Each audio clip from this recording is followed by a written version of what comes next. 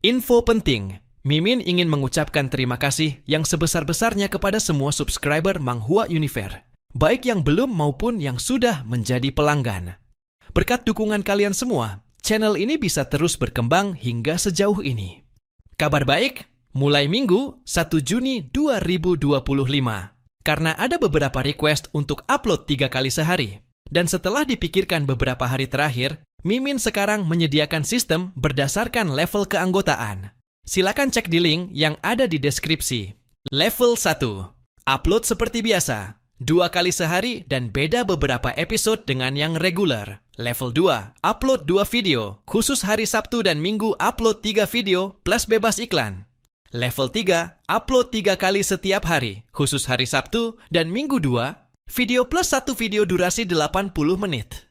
Level Max. Khusus untuk subscriber yang ingin berbagi lebih. Semua keuntungan level sebelumnya tetap bisa diakses.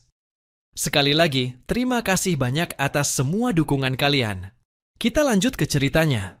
Di bawah perlindungan malam, seluruh kastil Edo berubah menjadi lautan belatung. Belatung-belatung raksasa itu, yang terkecil panjangnya sebesar lengan orang dewasa, dan yang terbesar bahkan adalah monster menakutkan dengan panjang 1 atau 2 meter. Mereka bergerak seperti sungai yang berkelok-kelok, bergulung menuju area gunung undead, gelombang demi gelombang. Bahkan Zhang Yi mengerutkan dahinya saat melihat pemandangan ini dan berusaha keras menahan rasa mual. Situasinya benar-benar sulit untuk dihadapi. Ini adalah ratusan ribu belatung yang bisa memangsa tubuh energi. Cara terbaik untuk menghancurkan semuanya adalah dengan serangan fisik. Namun, metode Tuhan Perang hanya bisa digunakan sekali dalam waktu singkat. Setidaknya untuk saat ini, Zhang Yi belum bisa mengisi ulang senjata itu. Namun sulit baginya membunuh begitu banyak belatung dengan cara lain. Bahkan ruang mutan yang sangat dibanggakannya pun akan terkikis oleh serangga mengerikan ini dan perlahan-lahan hancur. Di kaki gunung abadi, di lautan belatung itu, suara Evil Boy perlahan terdengar. Kaos, kau memang sangat kuat. Kali ini, kau telah membuatku kehilangan setidaknya lebih dari 100.000 spesies. Oleh karena itu, kau harus mati. Tubuh Evil Boy muncul dari lautan belatung. Tapi kali ini, dia benar-benar kehilangan penampilan manusianya. Yang tampak di depan Zhang Yi adalah monster bengkok dan mengerikan. Bukan manusia, melainkan makhluk dengan 2 pasang sayap transparan abu-abu hitam, 8 anggota tubuh yang ramping, dan cangkang keras abu-abu hitam yang menutupi seluruh tubuhnya. Dari cangkang di kepalanya, menjulur bagian mulut seperti duri. Dia terlihat seperti nyamuk raksasa lebih dari 10 meter panjangnya, atau belalang sembah menjijikkan dan bau dengan sayap. Zhang Yi menatapnya dengan serius. Jadi, kau membunuh ratusan ribu penduduk Edo demi dirimu sendiri? Mendengar ini, Evil Boy langsung membantah. Apa kau bercanda? Aku memberi mereka kehidupan kedua. Tidak, aku memperpanjang hidup mereka. Dia terbang ke udara, sejajar dengan Zhang Yi, dan dengan bersemangat memperkenalkan mahakaryanya kepada Zhang Yi. Masing-masing dari mereka memiliki cacing nomadenku di dalam tubuh mereka. Dengan cacing nomaden, mereka bisa hidup seperti dulu, tanpa harus khawatir, terpengaruh cuaca dingin ekstrim dan membeku hingga mati. Kau tahu tidak, dulu aku sendiri adalah belatung di kota ini, pengembara tanpa rumah. Jadi ketakutanku terbesar adalah membeku mati di tengah malam. Sekarang, mereka tidak perlu khawatir masalah ini. Dan mereka punya serangga nomadenku dalam tubuh mereka. Seberapapun parah lukanya, bisa disembuhkan. Mereka tidak perlu melakukan apapun, tidak perlu memikirkan apapun. Mereka hanya perlu ada sebagai benih bangsa Yamato. Melanjutkan keturunan bangsa ini. Apa salahnya itu? Dia mengangkat kepala belalang, sembah anehnya tinggi-tinggi, seolah-olah menikmati semua yang dilakukannya. Dan aku adalah penyelamat sejati Neon. Zhang Yi tak bisa membantah apa yang dilakukan Evil Boy. Mungkin apa yang dikatakannya memang benar. Mengulang hidup yang sama setiap hari, tanpa ingatan yang berkesinambungan, tapi bisa hidup damai mungkin memang sebuah kebahagiaan. Tapi sayangnya, Zhang Yi datang hari ini. Melihat lautan belatung yang padat di bawah, mereka berkumpul dan menyerbu ke langit. Di belakang mereka ada seluruh penduduk Edo sebanyak 500.000 jiwa. Tapi apakah Zhang Yi peduli? Tentu saja tidak. Aku hanya ingin mengambil kembali apa yang milik negaraku Huaxu lalu pergi. Zhang Yi mengangkat pedang di pohon di tangannya. Pedang hijau itu kini ternoda lapisan perak abu-abu dan memancarkan cahaya dingin samar. Bentuk kedua pedang di pohon, setelah menyatu dengan nanorobot, dapat mengubahnya menjadi pedang logam kuat seperti penghakiman suci, yang bahkan lebih tajam.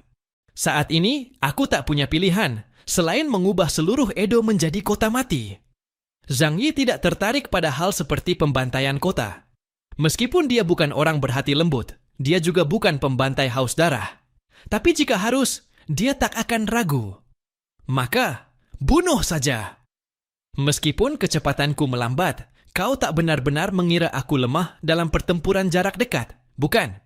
Zhang Yi mengayunkan tangan kirinya, dan dalam radius 3 km di sekelilingnya, aliran waktu melambat dengan cepat. Bonus kecepatan diri, 100 kali lipat. Dalam pandangannya, lautan belatung yang merayap tampak diam. Satu-satunya cara membunuh Evil Boy adalah menghancurkan seluruh lautan belatung, karena makhluk ini mendapat energinya dari mereka. Jadi, bunuh saja pelan-pelan. Zhang Yi menunduk dan jatuh. Pedang perak di tangannya tumbuh membesar, menjadi pedang sepanjang 40 meter. Lalu dia menebas dengan ganas ke lautan belatung di bawah. Ini dipastikan menjadi pertempuran panjang. Namun, beberapa orang sepertinya tidak tahu bahwa seseorang telah dikenal karena ketahanannya sejak debutnya. Sementara itu, pertarungan Liang Yue sangat berbahaya. Dia ditarik masuk ke dalam domain pedang tanpa akhir oleh Souji Minghai. Di sini, pedang-pedang tertancap di tanah di mana-mana, dan ribuan pedang Ryu Souji Narumi dapat ditampilkan secara sempurna. Keahlian pedangnya sangat mahir, dan teknik pedangnya licik, dan kuncinya adalah seluruh medan pertempuran bisa dimanfaatkan olehnya. Pedang tangan kosong, gaya dua pedang, pedang terbang, dan kumpulan bilah. Semua metode ini membuat Liang Yue kewalahan. Gaya bertarung Liang Yue juga sangat mantap. Satu orang, satu pisau, dan bilah membentuk lingkaran tai chi di sekitar tubuhnya.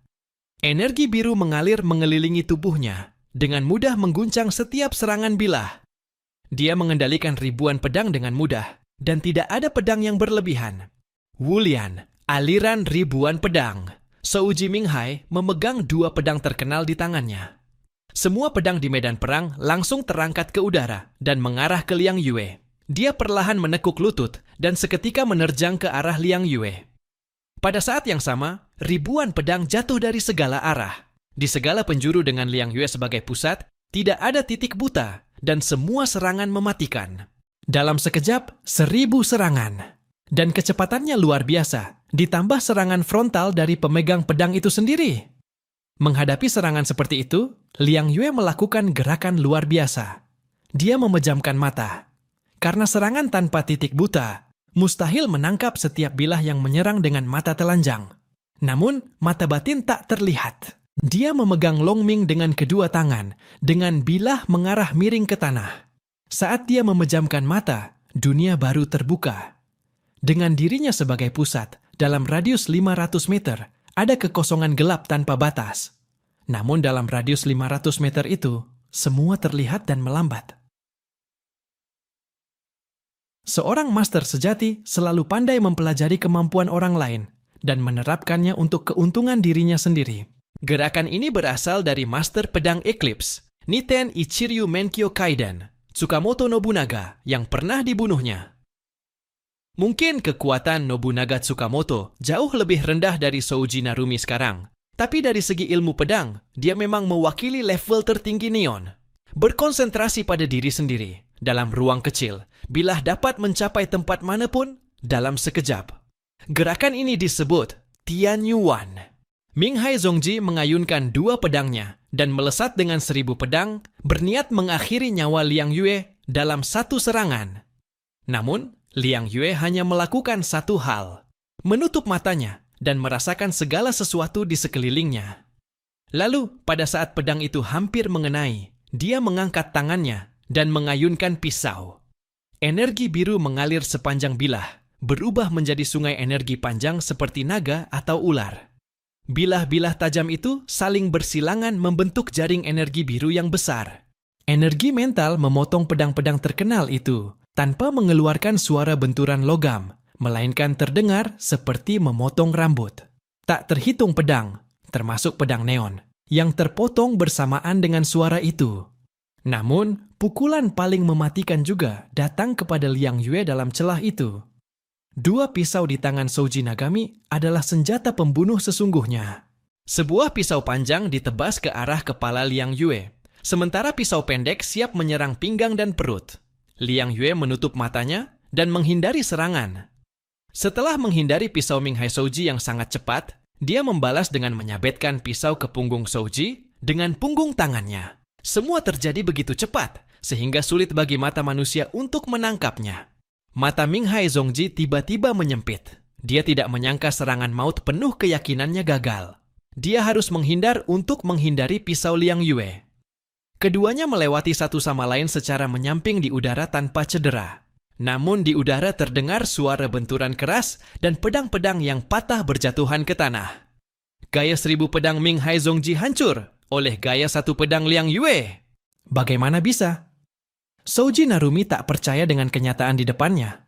Pedangnya sudah cukup cepat, dan dengan ribuan bilah, dia yakin tidak ada pejuang di dunia yang bisa menghadang serangannya secara langsung. Namun, Liang Yue melakukannya. Dia bergerak lebih cepat, memotong 1000 pedang terkenal hanya dalam sekejap. Liang Yue memandang Ming Hai Souji dengan tenang, lalu memutar lengan yang memegang pisau. Tentu saja, penyerapan sumber dewa lebih cepat dalam pertarungan. Apakah ini kuncinya? Fungsi kunci itu adalah membuka pintu menuju Ipsilon untukmu. Tapi untuk benar-benar masuk ke medan ini, kamu masih harus mengandalkan bakat pribadi dan kerja keras. Proses ini bisa cepat atau lambat. Seperti Zhang Yi, dia hanya menggunakan sedikit sumber dewa sebagai panduan dan berhasil maju dalam waktu 1 minggu. Jika lambat, seperti Hua Hua, sebagai makhluk aneh, pemahamannya agak kurang, dan dia tumbuh melalui pertarungan terus-menerus. Terutama di bawah pegunungan Qinling, pertarungan melawan kelabang sangat memberinya manfaat. Saat ini, Liang Yue juga merasakan kegembiraan dalam pertarungan antara hidup dan mati. Dia memandang Souji Narumi dengan sedikit semangat. Ayo lanjutkan. Souji Ming Hai menyadari ada sesuatu yang salah. Kamu? Apakah kamu menggunakan aku sebagai batu asah?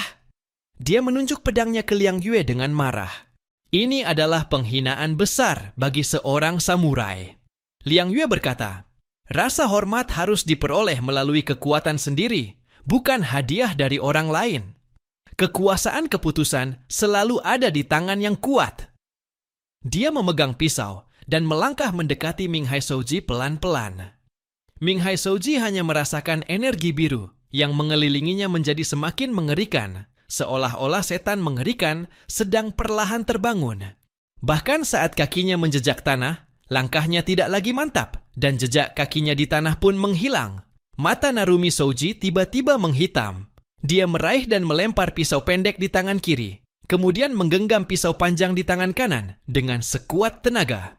Sudah saatnya aku menunjukkan kekuatan gaya pedangku. Liang Yue tidak banyak bicara, namun setiap langkahnya maju, auranya menjadi 3 kali lebih kuat. Aku sudah melihat keahlian pedangmu. Gaya 1000 pedang memang menarik, tapi yang lainnya. Liang Yue menggelengkan kepala dengan penyesalan. Kurang memukau. Sudah saatnya mengakhirinya. Alis Souji Ming Hai terangkat, dan penghinaan dalam kata-kata Liang Yue membuatnya marah. Siapa kamu? Berani-beraninya kamu berbicara seperti itu padaku? Aku Yumo Ting, Kapten Regu Pertama. Liang Yue hanya berkata tenang. Yang berdiri di depanmu sekarang adalah Grandmaster terakhir negeri Huaxu, penerus Lightning Five Whips, atlet seni bela diri tingkat Wuying, dan pengawal badan khusus Shengjing. Dia adalah jenderal mumpuni di bawah Hun Dun, master top di wilayah Jiangnan. Pejuang dengan kode nama, Wanita Misterius 9 Langit. Ming Haizong bingung melihat sekeliling. Kamu bawa orang lain? Betapa keji. Bagaimana dengan duel 1 lawan 1 yang mulia? Napas Liang Yue terhenti sejenak, lalu dengan putus asa dia meletakkan tangan di dahinya. Sudah selesai. Dia memberi perintah kepada mecanya. Nonaktifkan mode latihan. Sebuah suara mekanis terdengar. Diterima, mode latihan diangkat.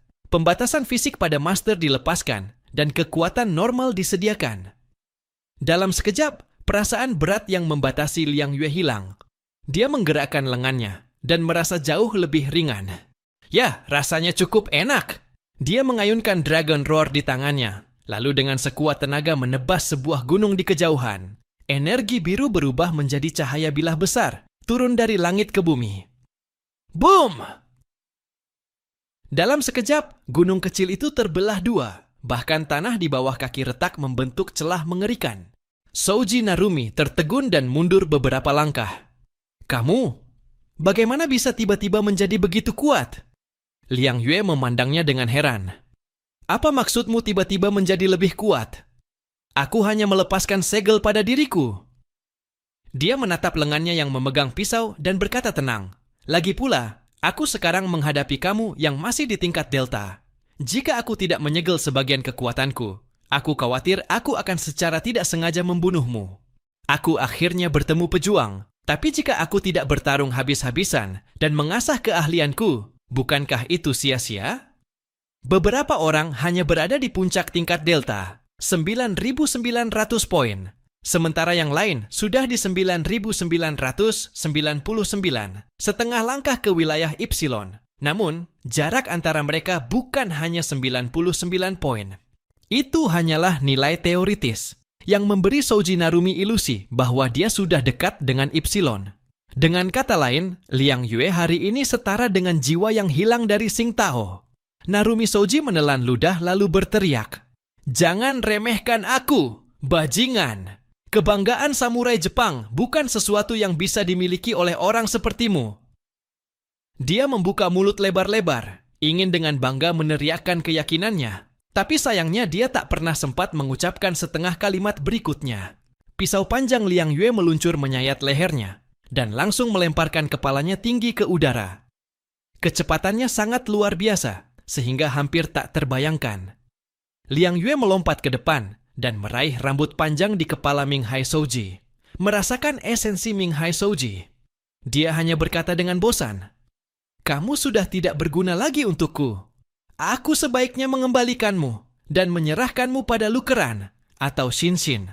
Di medan perang lain, Deng Shentong bertemu dengan Kapten Divisi Kedua dari Pengadilan Setan, Niu Gui, Maeda Yuichiro.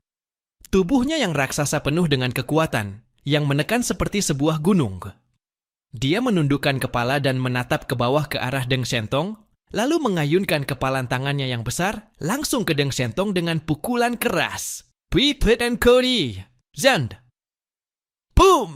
Pukulan itu menghancurkan sebuah lubang besar dan dalam di tanah. Namun Maeda Yuichiro tidak merasakan sentuhan daging dan darah sama sekali. Saat berikutnya, sebuah suara terdengar dari belakangnya. "Apa yang kau pukul?" Pupil Maeda Yuichiro tiba-tiba mengecil dan dia menoleh ke belakang. Yang baru saja dia pukul bukanlah tubuh asli Deng Shentong, melainkan hanya ilusi yang diciptakannya dengan cahaya. Pedang Deng Shentong sudah keluar dari tubuhnya, dan cahaya putih terang menyelimuti seluruh tubuhnya, membuatnya tampak seperti dewa. Ruang di sekitarnya menjadi putih bersih, dan Maeda Yuichiro tak bisa melihat apapun lagi. Namun di punggungnya, rasa sakit yang hebat menyelimuti sepenuhnya. Pedang Deng Shentong hampir menembus tubuhnya. Namun ketika pedang itu menyentuh tulang, tiba-tiba ditekan erat oleh otot-otot. Maeda Yuichiro tidak bisa melihat apa-apa, sehingga ia meninju Deng Shentong yang ada di belakangnya. Lengan tebal berwarna merah gelap itu seperti tiang halaman besar. Jika menghantam Deng Shentong secara langsung, tubuh kecilnya pasti tidak akan tahan. Deng Shentong dengan tenang menekan saklar di gagang pedangnya. Sebuah aliran racun memancar dari alur darah di pedang dan masuk ke tubuh Maeda Yuichiro. Kemudian, dia berusaha menarik pedangnya keluar, menginjak tubuh Maeda Yuichiro, dan mundur dengan cepat. Maeda Yuichiro tidak bisa melihat apa-apa. Dia hanya bisa menginjak tanah di bawah kakinya dengan 8 kakinya seperti orang gila, lalu mengayunkan tinju berdasarkan perasaannya. Deng Shentong tidak tergesa-gesa. Ia perlahan menunggu racun itu bekerja. Dengan tubuh sebesar itu, racun membutuhkan waktu lebih lama untuk mencapai jantung melalui darah. Tak lama kemudian, Maeda Yuichiro merasa pusing dan mual hebat menyerangnya. Boom! Tubuhnya yang besar hampir terjatuh ke tanah, yang membuatnya menyadari bahwa pedang Deng Shentong memang beracun. Namun ini sama sekali tidak menyulitkannya. Ia meraih tangan besar di punggungnya dan langsung merobek potongan daging yang terluka. Fisik kuat dan kemampuan penyembuhan dirinya membuatnya tahan terhadap serangan racun seperti ini dengan sangat baik. Deng Shentong sama sekali tidak terburu-buru. Setelah bertahun-tahun pengalaman, ia telah menjadi seorang ahli yang praktis. Ia memiliki kesabaran yang cukup untuk membunuh lawannya perlahan. Jika tidak ada cara untuk menetralkan kemampuan pria besar ini, ia akan dalam posisi kurang menguntungkan sejak awal pertarungan. Ilusi besar Sumeru. Cahaya putih dingin menyinari ke segala arah, membungkus gunung dan membentuk sebuah bola putih raksasa. Maeda Yuichiro tiba-tiba bisa melihat sesuatu. Ia melihat malam berlalu, dan gunung immortal tiba-tiba kembali ke siang hari. Selain itu adalah musim semi, dan bunga sakura di gunung bermekaran, dengan kelopak berwarna merah muda yang berjatuhan tertiup angin. Di jalan Shinto Gunung Fushigi, wanita-wanita memakai kimono membawa anak-anak mereka, dan membawa kotak makan siang sambil menikmati pemandangan bunga sakura. Wajah-wajah yang familiar itu tidak lain adalah anggota keluarga Maeda Yuichiro yang telah meninggal. Ilusi? Maeda Yuichiro segera menyadari bahwa dia telah terjebak dalam ilusi. Namun apa yang dia lihat dengan mata dan bahkan sentuhan tubuhnya sangat nyata. Bahkan suhunya tidak lagi dingin menusuk, melainkan hangat dan lembut seperti hari musim semi. Bisakah ini memengaruhi kelima indera saya? Maeda Yuichiro bergumam. Baiklah, yang harus kulakukan hanyalah menutup mata. Syarat agar seseorang bisa terjebak dalam ilusi adalah dengan melihat cahaya yang dilepaskan oleh Deng Shentong. Jadi untuk menghadapi kemampuannya, selama kau tidak bisa melihatnya, semuanya bisa diselesaikan. Deng Shentong tidak peduli. Kecuali seseorang buta sejak lahir, orang tidak bisa melihat apapun. Dan bahkan para ahli terkuat pun akan sangat dibatasi. Terutama makhluk besar bertanduk hitam di depannya yang tampak seperti mesin perang. Sekarang, bukankah kau hanyalah mainan di tanganku? Deng Shentong melambaikan tangannya dan melemparkan selusin bom kristal biru yang tersebar di sekitar Maeda Yuichiro. Setelah bom kristal biru meledak, ia menghasilkan energi luar biasa dan mengandung racun kuat yang menempel di tubuh Maeda Yuichiro. Boom! Tanah bergetar dan debu beterbangan kemana-mana. Bahkan tubuh kuat Niu Gui sangat terdampak dan hampir terjatuh ke samping. Namun, serangan ini juga membuat Maeda Yuichiro merasakan lokasi Deng Shentong. Ia berbalik dan meninju Deng Shentong dengan keras. Deng Shentong langsung melompat tinggi, dan lengan kuat Maeda Yuichiro menyapu gunung dan hutan, meratakan banyak pohon seperti menyapu sampah. Intuisi kamu cukup bagus. Alat terbang jet di belakang Deng Shentong menyala. Dia berada di udara, menarik pistol dengan tangan kiri, dan terus menembakkan peluru ke Maeda Yuichiro. Senjata yang digunakannya tidak jauh berbeda kekuatannya, hanya bahan peluru yang tidak sebaik logam. Bang! Pistol besar di tangannya menembakkan puluhan peluru. Pistol ini dapat memuat 40 peluru sekaligus, sebenarnya adalah sebuah submachine gun kecil yang bisa digunakan dengan satu tangan. Peluru asalnya menembus daging dan darah Maeda Yuichiro, memercikan darah dalam jumlah besar. Bahkan tubuh yang telah ditempa ribuan kali pun tidak tahan terhadap senjata terbaru dari teknologi Deng.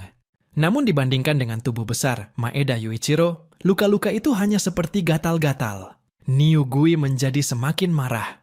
Ketidaktahuannya membuatnya kehilangan rasa aman, dan ia semakin ingin membunuh musuh di depannya.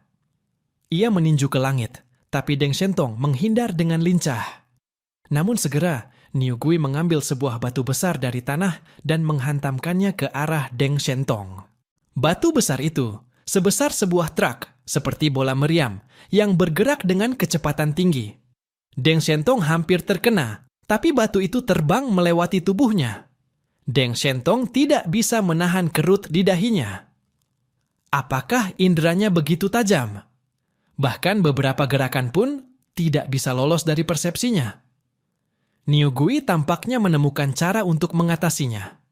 Ia meraih tanah di lereng Gunung Immortal dan mengambil potongan tanah dan batu besar satu persatu. Tak lama, batu-batu besar itu datang ke arah Deng Shentong di udara, seperti hujan meteor. Cara menyerang yang sederhana dan tanpa basa-basi adalah yang paling sulit bagi Deng Shentong untuk dihadapi, karena ia tidak memiliki pertahanan untuk melawan serangan fisik seperti Zhang Yi. Batu-batu besar terus menyerangnya di udara, membuat Deng Shentong sedikit kewalahan. Ia terpaksa menghunus pedangnya. Cahaya putih berubah menjadi sinar gemilang dan terkonsentrasi di pedang. Lalu ia menusukkan pedang itu dan menghantam sebuah batu besar secara langsung. Namun kemudian, lebih banyak batu besar terbang ke arahnya. Deng Shentong terus menghindar di udara, tetapi Niu Gui menutup matanya, membuat serangan ilusi menjadi tidak efektif. Namun, serangan Niu Gui tampaknya telah mengunci posisi Deng Shentong. Tidak peduli seberapa dia menghindar, Niu Gui selalu dengan cepat mengejarnya. Bagaimana dia bisa menentukan posisiku? Bau atau suara? Atau mungkin Deng Shentong menoleh ke belakang dan menyalakan perangkat jet untuk memudahkan pergerakannya. Ini memungkinkannya bergerak lebih cepat dan menyerang dari udara. Bagaimanapun, di darat, Niu Gui terlalu berbahaya baginya. Apakah karena ini, dia menyadari bahwa selain suara yang dihasilkan oleh perangkat jet, juga menghasilkan panas yang sangat tinggi. Mungkin ini faktor yang membantu Niu Gui menentukan posisinya. Mata Deng Shentong menjadi serius. Dia dengan tegas mematikan perangkat jet dan jatuh bebas ke bawah. Meskipun Niu Gui menutup matanya, ia masih bisa mendengar suara angin saat ia jatuh. Hari ini, angin agak berisik. Tanpa ragu, dia menerjang Deng Shentong dengan 8 kakinya. Pada saat yang sama, dia mengambil 2 pohon besar sebagai senjata dan menghancurkannya ke area tempat Deng Shentong mendarat. Setelah Deng Shentong mendarat, dia segera berlari mengikuti lengkungan tanpa ragu. Dia menggambar lingkaran mengelilingi Niu Gui. Namun secara kasat mata, jelas bahwa raksasa Niu Gui lebih unggul. Dia bisa menahan 100 serangan dari Deng Shentong. Namun, dia hanya perlu menyerang Deng Shentong sekali, dan pertarungan hampir selesai. Bahkan jika dia mengaktifkan berkat tubuh suci, dia pasti akan terluka parah jika terkena serangan Niu Gui. Niu Gui memegang 2 pohon raksasa di tangannya dan mengayunkan ke tanah dengan ganas seolah mengayunkan 2 pedang samurai. Cara terbaik menghadapi orang buta adalah membuatnya kehilangan target. Deng Shentong tanpa ragu melemparkan lebih dari selusin bom.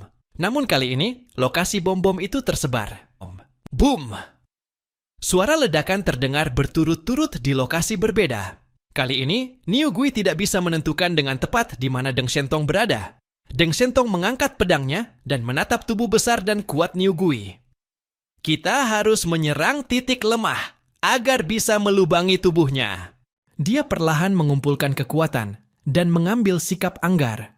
Pada saat yang sama, di ruang di sekitar Niu Gui, serangkaian gerbang cahaya tak terlihat telah disusun dan terbentuk di bawah kendali Deng Shentong. Heaven Etching. Deng Shentong menusukkan pedangnya ke depan, dan sinar pedang putih besar memantul bolak-balik di antara selusin gerbang cahaya, akhirnya menembak ke area di bawah ruas ekor Niu Gui. Ribuan tahun pembunuhan.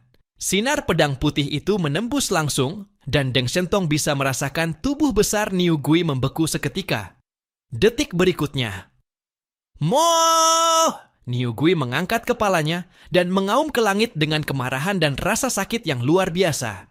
Bahkan dengan tubuh seperti baja, tempat itu sangat rapuh. Dia dengan marah melepaskan pukulan belakang tangan, tapi tidak mengenai apapun. Kemampuan Heaven Etching dapat meluncurkan serangan di posisi manapun dan sudut yang tak terduga, terutama untuk mengejutkan lawan. Oleh karena itu, tidak ada gunanya menilai posisi Deng Shentong dari sudut serangan. Berhasil, maka senyum jahat muncul di sudut mulut Deng Shentong. Ayo kita lanjutkan saja. Kemampuan Deng Shentong terlihat paling anggun, tapi dalam pertempuran nyata, sangat licik dan bahkan sedikit menjijikkan. Singkatnya, membuli orang buta. Saat menghadapi dia, lawan harus menutup matanya. Setelah membangkitkan kemampuan Heaven Etching, lawan bahkan tidak punya kesempatan menentukan posisinya. Tubuh Niu Gui memang kuat, dan tenaganya cukup kuat untuk membunuh Deng Shentong dengan 3 pukulan. Namun di bawah kemampuan licik ini, dia bahkan tidak sempat menunjukkan seluruh kekuatannya. Heaven Etching. Di bawah siksaan Deng Shentong, tubuh Niu Gui segera dipenuhi luka, dan luka mengerikan membuatnya berdarah deras. Akhirnya, ia mengeluarkan lolongan penuh dendam, dan tubuh raksasanya jatuh di Gunung Dewa. Deng Shentong mengumpulkan energi asalnya, menatap ke istana Tenshu, lalu melihat lautan belatung besar di kaki gunung. Sambil gemetar dalam hati, dia tanpa ragu berlari menuju istana Tenshu. Kita harus segera mendapatkan apa yang kita inginkan dan segera meninggalkan tempat ini. Tidak ada waktu untuk disia-siakan. Meskipun mereka sangat percaya pada Zhang Yi, tujuan mereka jelas, mengambil kembali harta karun, bukan bertarung mati-matian dengan mutan Jepang di sini. Tugas harus diselesaikan secepatnya, kalau tidak semuanya bisa berantakan. Medan perang ketiga adalah tempat Bai Li Changqing, Paman Yu, dan lainnya berjuang melawan mutan elit pengadilan setan, yang dipimpin oleh Kapten Skuad ketiga, Bintang Purgatory. Yang Shin menyarankan mereka menggunakan zat fluoresen untuk menghadapi mutan tak terlihat, dan si Gemuksu langsung mengikuti sarannya dan menggunakannya. Benar saja, langkah ini memaksa Bintang Purgatory, yang selama ini bersembunyi dan mencari kesempatan untuk membunuh semua orang, muncul. Dia mengenakan jaket kulit merah tua, dan meskipun sangat berhati-hati menghindari titik biru cahaya, sulit menghindari zat fluoresen yang berterbangan terbawa angin, dan akhirnya dia terkena. Celaka! Dia mengumpat pelan sambil mengertakkan gigi. Tapi kalau begitu, aku akan melawannya secara langsung. Bintang Purgatory membentuk segel dengan satu tangan. Teknik cloning. Tubuhnya menjadi ilusi, dan setelah beberapa saat, 2 bayangan hitam yang bergerak pelan terpisah dari tubuhnya. Setelah jatuh ke tanah, mereka perlahan berubah menjadi 2 wanita yang persis seperti dirinya. Salah satu klon menempelkan satu tangan ke tanah. Tudun. Dengan tangan kanannya sebagai pusat, gelombang kejut tak terlihat menyebar cepat ke arah Fatishu dan lainnya. Tak lama kemudian, tanah di bawah kaki mereka mulai berguncang hebat. Tanah dan batuan pecah berusaha mengubur mereka. Di kejauhan, Shikachio terus meluncurkan percikan kerusuhan. Klon kedua, Bintang Purgatory meletakkan tangan kiri di depan mulut dan mengumpulkannya. Pelarian angin. Angin kencang berputar dan bergabung dengan bola api raksasa yang berterbangan di seluruh langit, membuat api semakin dahsyat. Tubuh asli Bintang Purgatory menarik pedang samurai dari pinggang dan menyerang Fatishu dengan rute berbentuk Z. Serangan roda angin. Pedang samurai mengayun melalui udara, dan kekuatan dahsyat langsung merobek serpihan yang berterbangan dan menuju tepat ke tubuh Fatishu. Keringat dingin langsung menetes dari dahi Fatishu. Ini pertama kalinya dia menghadapi musuh kuat secara langsung. Kali ini, aku tidak akan mundur. Aku tidak akan menjadi pengecut seumur hidupku. Fatishu berteriak dalam hati. Meskipun masih takut, setelah mengumpulkan keberanian, dia bisa mengesampingkan hidup dan mati. Singkatnya, semua berkat adrenalin. Zirah es, arus dingin biru pekat mengalir di sekelilingnya. Seketika membentuk lapisan tebal zirah es yang menutupi tubuhnya. Pedang itu menebas ke bawah. Celang! Zirah es pecah jatuh ke tanah, tapi saat menyentuh zirah eksoskeleton di tubuhnya, hanya meninggalkan goresan dalam. Fatishu terkejut sekaligus senang. Dia benar-benar mengandalkan kekuatan sendiri untuk menghadang serangan musuh secara langsung untuk pertama kalinya. Pertama kali memang selalu begitu mengesankan. Baju zirah es Fatishu menahan serangan mematikan Purgatory Star yang membuatnya sangat bersemangat. Saat itu, tubuhnya tertutup oleh baju zirah es tebal, dan ia juga mengenakan baju zirah eksoskeleton serta pakaian tempur hitam di dalamnya. Sesuai dengan reputasi sebagai adik Zhang Yi, pertahanannya benar-benar maksimal. Waktunya menguji hasil latihan selama 2,5 tahun ini. Fatishu menghela napas dalam-dalam, menatap lurus ke arah Purgatory Star di depannya, lalu tiba-tiba mengangkat tangan kanannya. Badai es! Es di tangan kanannya menyebar dengan cepat, dan kristal es berbentuk berlian terkondensasi di lengannya, membentuk lengan monster raksasa. Kemudian, ribuan duri es berbentuk berlian tiba-tiba melesat menuju Purgatory Star. Seperti hujan badai bunga pir, duri-duri itu menutupi area luas di depan. Melihat ini, Purgatory Star mengerutkan kening dan membentuk sebuah segel dengan satu tangan.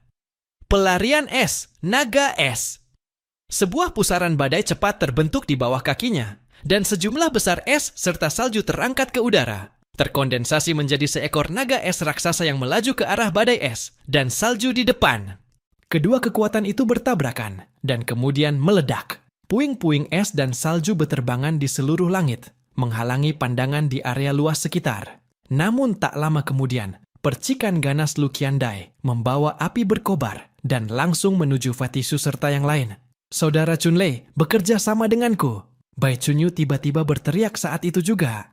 Menghadapi planet neraka yang tidak bisa masuk mode siluman, tekanan semua orang menjadi jauh berkurang. Apalagi di medan pertempuran tempat Bai Li Changqing dan Paman Yu bertarung, mereka sudah dalam posisi unggul.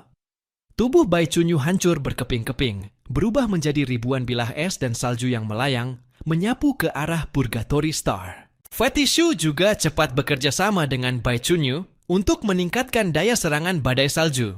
Kedua monster es dan salju itu memanfaatkan waktu dan tempat yang tepat dalam situasi seperti ini. Saat itu, Wudi akhirnya tidak perlu terus mempertahankan sikap meriam melayang Wan Qian dan bisa membebaskan tangannya untuk bertarung. Namun, targetnya bukan Purgatory Star. Menghadapi mutan dengan indeks kekuatan supranatural ribuan poin lebih tinggi darinya, akan sulit membunuhnya dalam waktu singkat meskipun bertiga. Lebih baik menyelesaikan masalah di sekitarnya dulu. Jadi, ia menoleh dan menatap Shikachio, yang sejak tadi meluncurkan serangan bola api dari kejauhan. Kekuatan spiritual yang kuat muncul dari tubuhnya dalam bentuk cahaya, dan rambutnya melayang ke langit. Ia menyatukan kedua tangannya, dan kekuatan mental yang besar terkumpul di sepanjang lengannya hingga ke kepalan tangan. Cahaya yang menyilaukan menerangi seluruh area sekitar, dan menarik perhatian semua orang. Energi yang sangat kuat. Temple Gate Dharma berkata dengan ekspresi serius. Sebuah senyum jahat muncul di wajah Wu di saat menatap Lucio yang sedang membakar dari kejauhan. Gadis kecil, sebagai penyihir jarak jauh, menjadi sasaran penglihatan musuh adalah hal yang tabu. Lucio terlalu jauh dan tidak bisa mendengar apa yang dikatakan Wudi. Namun, tatapan seperti binatang itu membuatnya tiba-tiba merasakan bahaya besar. Tapi, saat itu, seluruh area sekitar Gunung Abadi hampir sepenuhnya dibombardir oleh pertempuran sengit, tanpa perlindungan sedikit pun. Bahkan jika ingin melarikan diri, akan menjadi sasaran mudah di bukit yang terbuka. Wudi mengacungkan kepalan tangannya ke arah Luqiandai, seperti meriam, lengannya membentang berlebihan. Kumpulan energi membuat seluruh tubuhnya bersinar dan memberi kesan transparan. Melihat ini, Purgatory Star berteriak, "Tidak baik!" Ia tanpa ragu menghunus pedangnya dan mengayunkan ke arah Wudi. Serangan roda angin. Bilahan angin raksasa berputar seperti roda, mengayun ke arah Wudi. Namun, bagaimana mungkin Fetishu dan Bai Chunyu membiarkan dia mendapat kesempatan itu sekarang? Ninja adalah profesi khusus yang menyergap musuh dari bayang-bayang. Tapi begitu terkena cahaya, tidak begitu menakutkan. Fetishu mengambil langkah pertama. Ia berani berlari di depan Wudi dan menekan tangannya ke tanah, yang dengan cepat terkondensasi menjadi gunungan es dan salju yang tebal. Bai Chunyu berubah menjadi jutaan bayangan dan menyerang Purgatory Star dari segala arah. Boom! Fetishu menahan serangan dari Purgatory Star. Dan meriam di tangan Wu di akhirnya menembak. Meriam manusia. Kekuatan yang telah terkumpul selama 2,5 detik itu meledak keluar dari kepalan tangannya dalam sekejap. Dalam waktu singkat, ia menembus jarak hampir 1.000 meter antara dirinya dan Shikachio. Meriam cahaya itu berubah menjadi sinar terang di malam hari. Bahkan dari kejauhan, cahaya yang dilepaskan Deng Shentong tertahan oleh meriam manusia ini untuk sesaat. Shikachio adalah mutan tipe pelepasan yang tidak kuat secara fisik dan tidak lincah. Saat ia menyadari bahwa serangan mengerikan itu ditujukan kepadanya, pupil matanya mengecil dan ketakutan akan kematian membayang di hatinya. Instingnya menyuruhnya berbalik dan melarikan diri tanpa ragu. Tapi sesaat kemudian, cahaya putih datang dari belakang dan dalam sekejap menangkap tubuhnya. Boom! Setelah meriam manusia lewat, terbentuk sebuah lorong setengah lingkaran, sepanjang beberapa kilometer di Bukit Gunung Abadi, dan apapun yang dilaluinya hancur. Namun tubuh Shikachio sudah hancur total oleh energi yang sangat kuat itu. Setelah menggunakan serangan ini, tubuh Woody sempat kelelahan. Kakinya lemas, tapi wajahnya penuh semangat, dan napasnya terengah-engah. Aku pembunuh pertama. Ia tersenyum kepada semua orang melalui saluran komunikasi.